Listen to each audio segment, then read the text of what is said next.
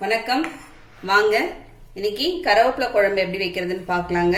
கருவேப்பிலை குழம்பு பார்த்தீங்கன்னா முடி வளர்ச்சிக்கு நமக்கு பெண் குழந்தைங்களுக்குலாம் சின்னதுலேருந்தே கொடுக்க ஆரம்பிச்சோம்னா நல்லா முடி கருகருன்னு வளரும். இளநரை போக்கக்கூடியது, இரும்பு சத்து கருவேப்பிலை அதிகமாக இருக்கக்கூடியது, செரிமானத்துக்கு ரொம்ப நல்லது. இந்த குழம்பு தோசை, இட்லி, வெள்ளை சாதத்தோட சாப்பிடும்போது அவ்வளோ அருமையாக இருக்கும். தோசைக்கு ரொம்ப நல்லா இருக்குங்க. இப்போ எப்படி செய்யறதுன்னு பார்க்கலாம். இந்த எலுமிச்சப்பழ அளவுக்கு நல்லா உருட்டி வச்சிருக்கேன் பாருங்க. எலுமிச்சப்பழ அளவுக்கு இந்த அளவுக்கு நம்ம புளி எடுத்து ஊற வச்சுட்டு கரைச்சி தண்ணி எடுத்து வச்சுக்கலாங்க. அந்த மாதிரி புளி தண்ணியை நான் கரைச்சி எடுத்து வச்சிருக்கேன். ஸ்டவ்ல ஒரு கடாய் வச்சிருக்கேன். கடாயில 1 ஸ்பூன் அளவுக்கு நல்லெண்ணெய் சேர்த்திருக்கேங்க. இதுக்கு இப்ப நம்ம பொடி அரைச்சிடலாங்க. 2 ஸ்பூன் அளவுக்கு தோரம்பருப்பு, 1 ஸ்பூன் மிளகுங்க, ஒரு 6 குண்டு வரமிளகாய் எடுத்து வச்சிருக்கேன். நமக்கு காரத்துக்கு எவ்வளவோ சேர்த்துக்கலாம். மிளகு சேர்த்துருக்கோம். நான் ஒரு 6 மிளகாய் சேர்த்துருக்கேங்க.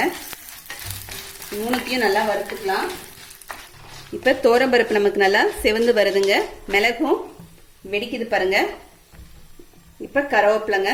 கருவேப்பிலை பார்த்தீங்கன்னா நம்ம கைப்பிடி அளவில் 2 கைப்பிடி கருவேப்பிலை போட்டு ஒரு கலரிட்டு ஆஃப் பண்ணிடலாம். நான் ஆஃப் பண்ணிட்டேங்க. ஆஃப் பண்ணிட்டு நம்ம இதை நல்லா ஆற வச்சிடலாங்க.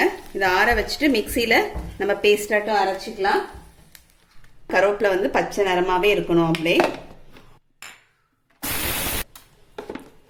ஃபர்ஸ்ட் நம்ம நல்லா பொடி பண்ணிடலாங்க. இந்த பவுடர் மாதிரி நல்லா பொடி பண்ணியாச்சு. இப்போ இந்த தண்ணி வந்து நம்ம கரைச்சி வச்சிருக்கோம்லங்க, புளி தண்ணி, அதையே சேர்த்து நம்ம அரைச்சிக்கலாம். இப்போ நம்ம சாந்து அரைச்சிட்டு வந்துட்டோம். இந்த புளி தண்ணியில நம்ம கலந்துடலாங்க.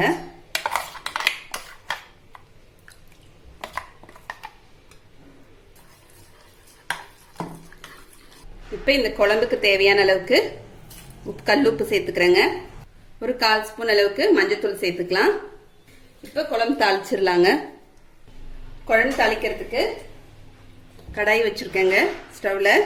அதில் நம்ம ஒரு இந்த கரண்டியால 2 கரண்டி அளவுக்கு நல்லெண்ணெய் சேர்த்துருக்கேங்க. குழம்புக்கு நல்லெண்ணெய் நல்லா இருக்கும். நல்லெண்ணெய் சேர்த்துக்கலாம். இது பார்த்தீங்கன்னா குழம்பு தாளிக்கிற வடகம். இதோடைய வீடியோவை சீக்கிரமா அப்லோட் பண்றோங்க. இப்போ பூண்டு பல்லுங்க. பூண்டு நான் ஒரு முழு பூண்டை உரிச்சு எடுத்து வச்சிருக்கேன். ஒரு 20 பல் 25 பல்லு கிட்ட இருக்கும். இப்போ எண்ணெய் நல்லா காஞ்சிருச்சு. இப்போ நம்ம குழம்பு தாளிக்கிற வடகம் சேர்த்துக்கலாம். பெருங்காயம் சேர்த்துக்கலாங்க. இப்போ பூண்டு சேர்த்துக்கலாங்க. பூண்டு சேர்த்து நம்ம வதக்கிக்கலாம் நல்லா.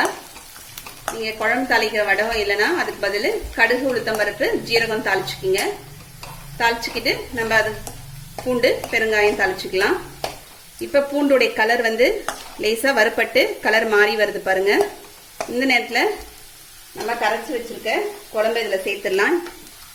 2-3 நாள் வரைக்கும் குழம்பு கெட்டும் போகாது, நல்லாவே இருக்கும். இப்போ நான் குழம்பு இதில் சேர்த்துடுறேன். இப்போ குழம்பு மூடி வச்சிடலாங்க. இப்போ ஒரு 5 நிமிஷம் ஆயிடுச்சுங்க. நம்ம குழம்பு மூடி வச்சு இப்போ திறந்துடலாம். குழம்பு கொஞ்சம் சுண்டி வருது பாருங்க. இந்த ஸ்டேஜில் நல்லெண்ணெய் ஒரு கரண்டி அளவுக்கு நல்லெண்ணெய் சேர்த்துக்கிறேங்க. சேர்த்துட்டு இப்போ மூடி வச்சு சிம்மில் ஒரு 5 நிமிஷம் கொதிக்க வச்சுக்கலாங்க. அப்போதான் நம்ம விட்டுருக்கிற எண்ணெய் வந்து மேலே நல்லா கசிஞ்சு அந்த ஓரத்தில் வரும். அதனால ஸ்டவ் சிம்லே இருக்கட்டுங்க. இப்போ நம்ம 5 நிமிஷம் மூடி வச்சு சிம்ல வச்சு 5 நிமிஷம் கொதிச்சிச்சு. இப்போ திறந்துக்கலாங்க. இப்போ பாருங்க நம்ம விட்டுருக்க எண்ணெய் ஓரத்தில் வந்திருக்கு கசிஞ்சு நல்லா. இப்போ ஒரு 1/2 ஸ்பூன் அளவுக்கு வெல்லம் சேர்த்துக்கலாம். இந்த அளவுக்கு வெல்லம் வந்து ஆப்ஷனல் தாங்க. உங்களுக்கு வேணான்னா சேர்த்துக்க ஸ்கிப் பண்ணிடலாம். அந்த சூட்லேயே அந்த வெல்லம் கரைஞ்சிருங்க. இப்போ நம்ம குழம்பு ஆஃப் பண்ணிடலாம். இப்போ நமக்கு கருவேப்பிலை குழம்பு ரெடியாக இருக்குங்க. நீங்களும் இந்த மாதிரி செஞ்சு பாருங்க. செஞ்சு பார்த்துட்டு எப்படின்னு கமெண்ட் பண்ணுங்க. இந்த வீடியோ பிடிச்சிருந்தா லைக் பண்ணுங்க, ஷேர் பண்ணுங்க, மறக்காம சப்ஸ்கிரைப் பண்ணுங்க. அடுத்த வீடியோவில் பார்க்கலாம். தேங்க்யூ.